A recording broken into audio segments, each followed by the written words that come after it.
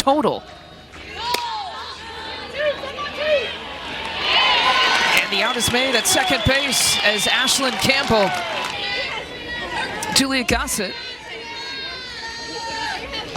behind against Rurkowski, and this, to me, considering how good Gossett has been. It's all protected, look, until you get to the on-deck circle.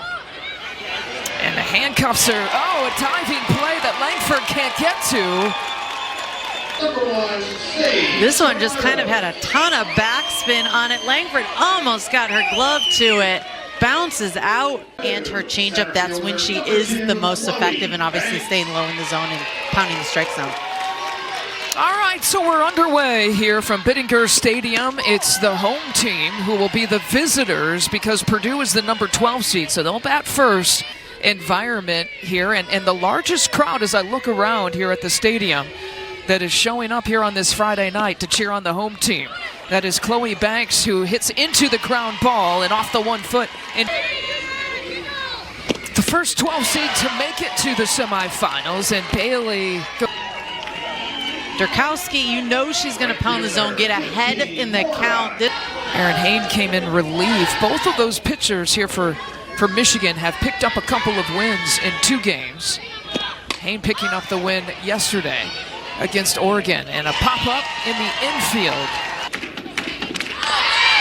Indiana Langford lays down the punt and gets a good start and is safe. Speed by Langford. Look how Gossett grabs the ball with her glove. It's the 4th hit for Indiana Langford in the Big Ten tournament. And she's batting above 600 after that at bat. Janisa Conway, a fly ball to left field. It is an outfield, like I said, that has a new look to it here for Purdue, but a fly ball out there to left. I think it's pretty incredible what they've been able to do. 7 runs in the 7th inning. Changeup moving in too fast. Scarmato places a beautiful bunt. The NCAA tournament selection committee's got to take a look at you. You got to evaluate at least, to me, the 45 and above. It's a check swing there for Franks, and the out is made at first base, who lost to this Purdue team after taking 2 from UCLA, sitting at 48. For those teams, that is exactly why this Big Ten tournament is so... Upon the tap and the dive, Scarmato does it again defensively. We saw Maddie Erickson do this yesterday. Scarmato says, I can do this too. Holy smokes, makes this look easy. Hustling in, takes a right turn. And then Sealer popped it up in foul territory to Scarmato. And Maddie Erickson battling to a full count. And a towering fly ball to shallow right center field. She's gonna hit the pitcher. Oh yeah! Maddie Ramey touches the glove of Meeks, but she can't bring it down and make the catch. And runners at the corners. This got in the glove. Oh, a good leap there at the right time by Meeks. The ball just falls out of the glove. Valamont. Including her first at-bat here tonight, and has only drawn 1 walk here in the tournament. Definitely go up. And Putz trying to place it to left field. All kinds of Boilermakers charging at it. Out of the black and gold here in attendance. You know, these freshmen, when they do have those Achilles heels, they are still freshmen. Been a 3rd strike call. How about that? And Putz again trying to place it to left field. Almost the exact same spot as the previous foul ball. Better be ready out there in left field, the left side of the field. And Putz this time straight away. Here comes Langford for the first run of the game. Diving head first. Conway advances to 3rd. And an RBI double for the freshman Lauren Putz. That has to feel good. Finding a pitch that she can drive back up the middle, still on the outside corner, but gets enough barrel on it to put it in fair play. And swung away at that one like she was swinging for the fences.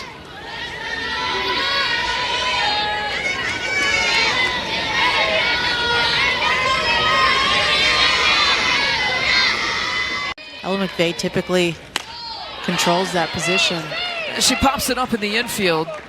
Scarmardo. How much fun it was to see her kind of dominate there in the circle. And you're right, one of the best offenses in the country, and she shut him down. Klochek came in relief, 6 1/3. Shut him down for 2 runs and 3 hits. This Ohio State. Just 1 strike, though, in the at-bat.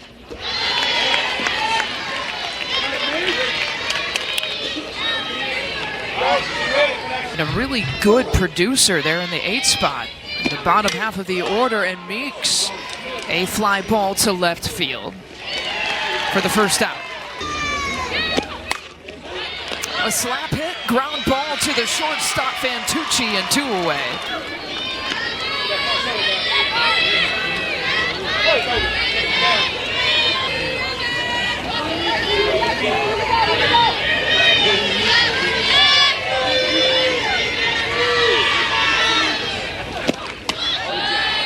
Yeah, to me, she had only a few pitches her first at bat. With the speed and the table setter that she is at the top of this lineup, second time through, making those adjustments, getting on. Just missing low, but good speed on it.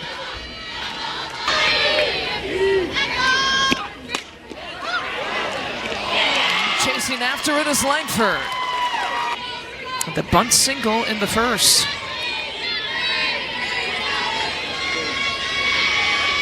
See if she does it again here.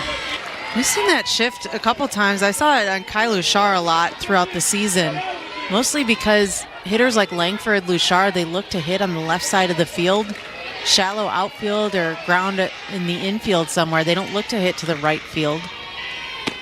Of 18 in terms of stolen base opportunities. Janisa Conway in the first round against Wisconsin, a couple of RBIs. She had that home run, and in the quarterfinal against Oregon, yet another RBI night, and she's 2 for 4. Batting .571. Seen a lot of really good athletes. And a hard ground ball to short, but no play at second, and everybody's safe.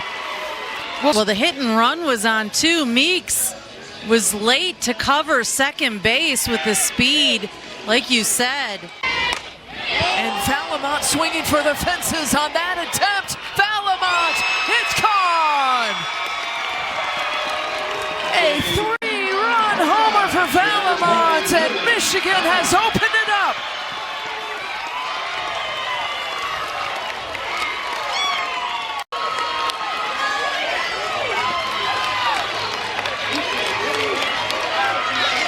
The Michigan Wolverines finding their confidence at the plate as this tournament progresses. The bat this inning, Valamont. This pitch is up in the zone. She just gets her barrel on top of it, and it just travels. She's willing it out as she runs to first base. Sees it get over. Nothing Bailey can do there. Intentions. That was a big swing, you're right. I was actually thinking she needs to shorten that swing, but what do I know? She hit it over the fence.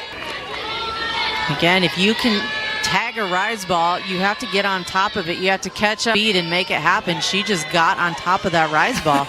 Now she's skipping around.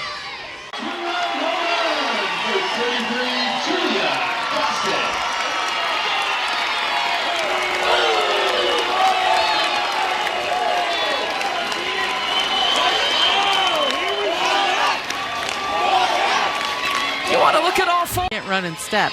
You got to hop. Driving this one to deep center field and backtracking his Banks. And Erickson drives it, but right at Condon.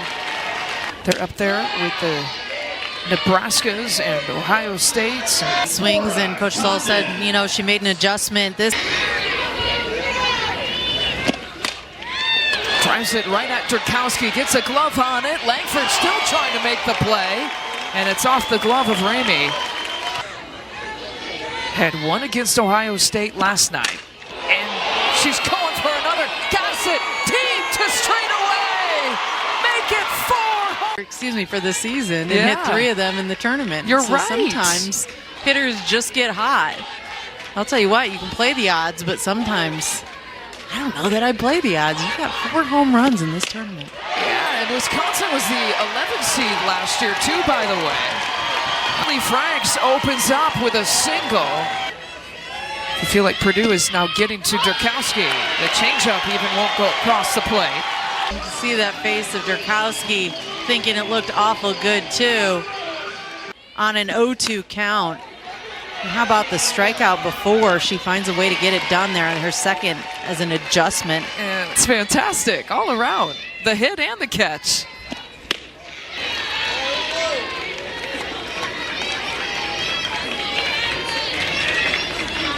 This is the kind of flair and swag and cohesion that we've talked about, that we've seen in Purdue, the whole Big Ten tournament. So you're saying throw to her? Yeah. Bring it on, huh? That's right. And you would have appreciated me in the circle being too confident, and then she would have tagged one off me again. This is the 10th pitch of this at-bat here coming up. Scarmardo skies one to shallow right field. It's a basket catch running on Ella Stevenson.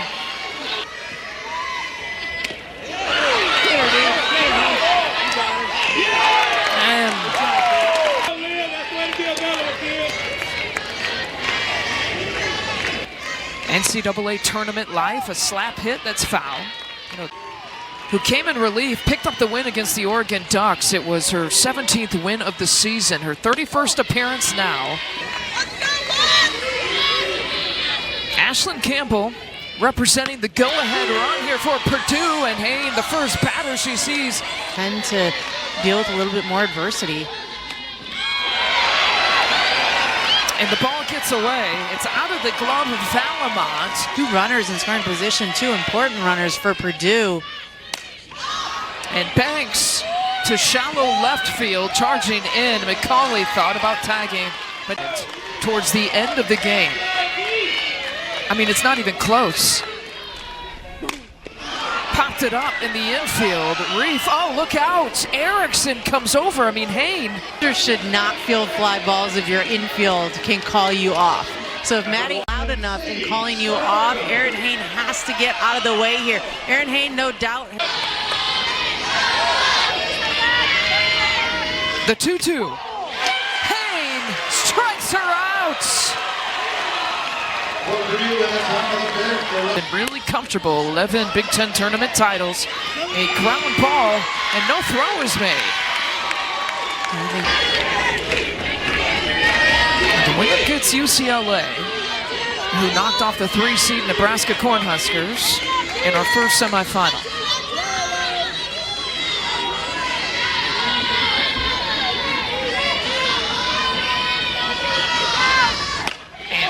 Connects a deep one, and the speedy center fielder crashes into the wall, and Chloe Banks makes the play. On Lauren Putz's face, I'd have that reaction too. It looked like it was dead in the gap. Ella Stevenson line shot at the third baseman, doubles him up. Is there anything that Sage Scarmardo cannot do? From Scarmardo, how quick she just makes that throw. You could see as soon as that ball was hit, Conway took a couple steps in the other. Okay, it's overturned. The last time up hit that 3-run shot. There goes Conway. She's got new life, and she takes second base, and she's got even more life. Takes another 60 feet. Chances the third on the throwing error. Yeah, we've seen some reviews go in Purdue's direction throughout this tournament. In this one, you can kind of see the change of events that stays in Michigan's direction. This overthrow.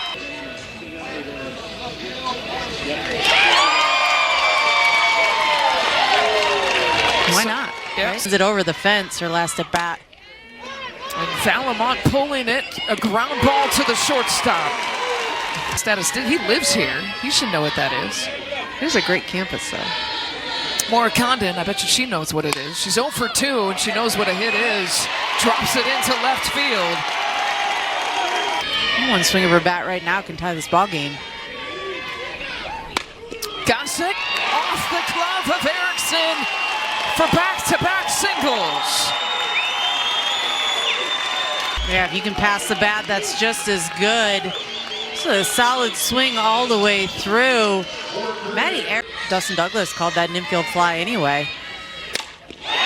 Drives it. Scarmato loads the bases.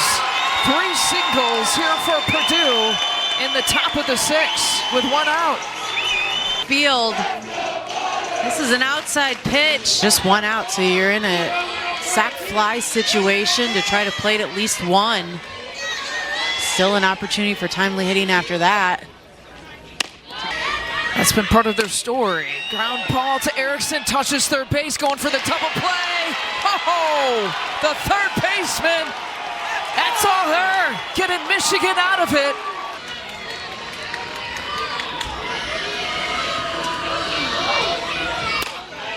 And Sealer to left field. You should say, bring it on.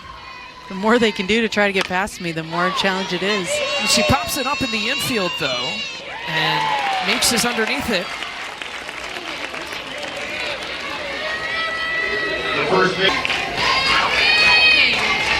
Maddie Ramey swings at the first pitch, a deep one, backpedaling to right center. And Condon makes the play. Knowing the second time through the lineup, it's kind of an opportunity to really attack what Haynes' throwing. Pops it up to the second baseman, Langford, 1 away.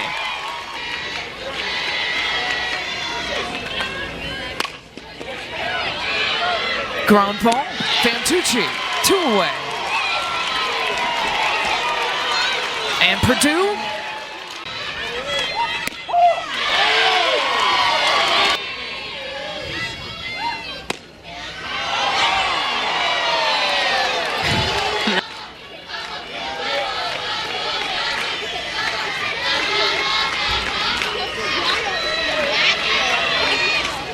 here's the 1-1. Banks skies one to left field. The catch is made by Sealer. Michigan is back in familiar territory and back in the Big Ten Tournament Championship game.